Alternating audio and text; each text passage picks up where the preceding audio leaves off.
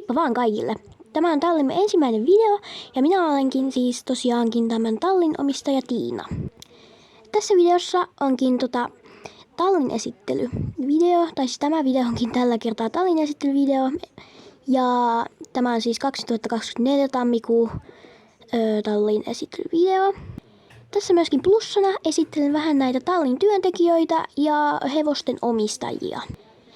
Eiköhän pidemmittä puheitta siirrytä vain esittelyvideon pariin.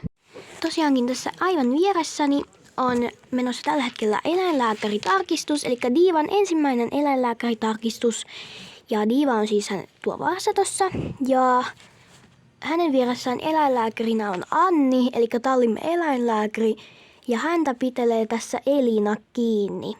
Elina on siis Röllin omistaja. Rölli näkyy videossa jossain kohtaa myöhemmin.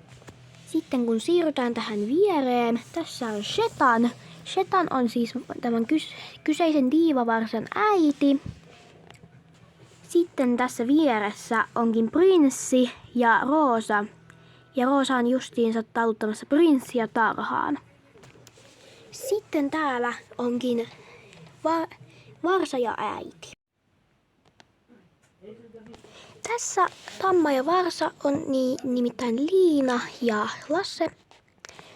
Ja vieressä me on Rölli, josta puhuin aiemmin videolla. Sitten Röllin vieressä on 2 tyhjää aitausta. Sitten tässä on Bonbon. Bonbon on ruuna. Bonbonin vieressä on sitten pikku kanala ja sitten taas aitaus. Pihattotalliin me sitten vasta myöhemmin siirrytään, koska nyt me mennään tonne päätalliin. Paitsi itse asiassa ennen päätalliin menoa tässä on tällaisia kylttejä, joissa lukee tallin nimi, eli Sleistalle Ruska. Ja sitten täällä asuu onnellisia hevosia ja tervetuloa kyltti. Ja tässä vieressä on vielä sitten tää heinäpaikka. Sitten nyt siirrytään päätalliin. Heti kun kääntyy vasemmalle ovesta, täällä on tämä ruoantekopaikka ja tämmönen pikkuhuone, missä on hevosten ruuat ja ämpärit. Sitten taas oikealla puolella on koirala.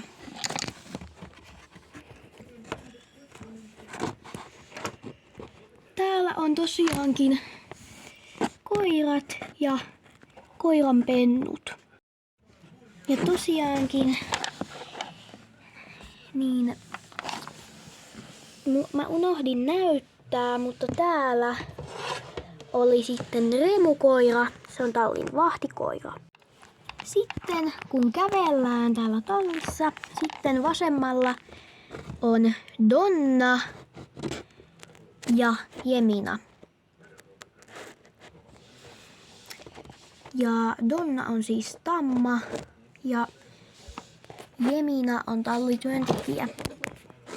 Sitten täällä on Bob ja Bella. Bob on siis ori ja Bella on Tamma. Sitten täällä on Luna. Luna on Tamma ja se on voittanut tollaisen ruusukkeen.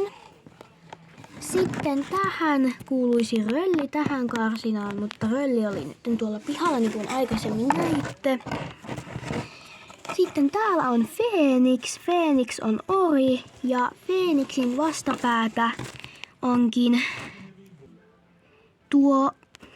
täällä Peppiina katselemassa meidän ihanaa varsaamme Nuppua ja sitten äitiänsä Novaa. Ja tosiaan Feenix on tämän Nupun isä. Sitten tässä vieressä on Bonbonin karsina. Ja Bonbonin karsinaa vastapäätä on Liinan ja Lassen karsina. Sitten tässä tulee tällainen varustehuone. Täällä on kaikki satulat ja suitset ja tällaiset. Täällä on sitten kyltti, että ethän ruoki hevosia ilman lupaa, kiitos. Sitten Sitten täällä on meidän varustehuone. Varustehuone, anteeksi, kun siis tämä tällainen laittopaikka, missä laitetaan esimerkiksi satulat ja tällaiset. Eli tässä olikin sitten tämä päätalli. Sitten kun siirrytäänkin tänne pihattotalliin. Nytten siis tämä pihattotalli. Tässä ensimmäisenä on kirppu. Kirpun karsina on siis täällä. Ja täällä samassa on myöskin Juliana ja Muru. Molemmat on tammoja. Juliana on siis Murun äiti ja Kirppu on Murun isä. Sitten tässä vieressä on Rambo. Rambo on semmonen mummeliponittamma. Se on sitten täällä asustelee. Sitten täällä onkin Shetanin ja Diivan oma pikkunen möksä. Ja sitten täällä on vielä Prinssin todella mini möksä. Ja tämä on siis niinku pihattoaitaus. Sitten tässä pihattoaitauksen vieressä onkin meidän tallin kenttä.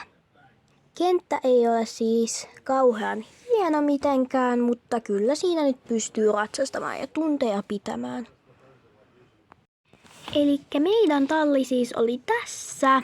Ja tämä on aika pieni talli ja eikä mitenkään hyvin koristeltu eikä mitenkään hieno tai mitään.